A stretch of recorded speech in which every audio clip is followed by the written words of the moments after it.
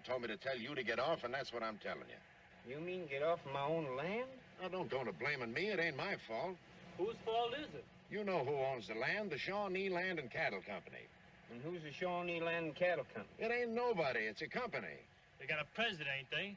They got somebody who knows what a shotgun's for, ain't they? Oh, son, it ain't his fault because the bank tells him what to do. All right.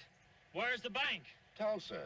What's the use of picking on him? He ain't nothing but the manager, and he's half crazy himself trying to keep up with his orders from the east. Then who do we shoot? Brother, I don't know. What decade are we in? I have to be honest, I never thought that The Grapes of Wrath would strike me as the most topical movie for right now. But here we are. People are losing their homes, losing their jobs, losing everything, and nobody knows exactly who's to blame.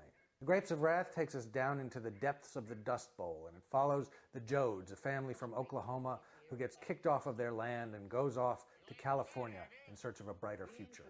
We'll be coming through here tomorrow, you know. I know. We be out. We be out by sunup.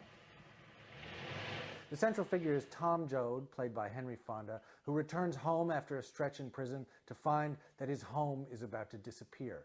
This is a wonderful performance by Henry Fonda, and it's very important to the movie because it'd be very easy to play Tom Joad as a kind of plaster saint, a voice of the downtrodden, a personification of the people. But instead, Fonda gives it a lot of shading and shadow. There's an almost sinister aspect, an undercurrent of anger and barely controlled violence in the way that he approaches the character. I'm just trying to get along without shoving anybody, that's all. It's a very sophisticated piece of filmmaking. It's not propaganda, it's genuine art. This is partly because John Ford and his cinematographer Greg Toland, who's also the guy who shot Citizen Kane, create an extraordinary range of visual textures.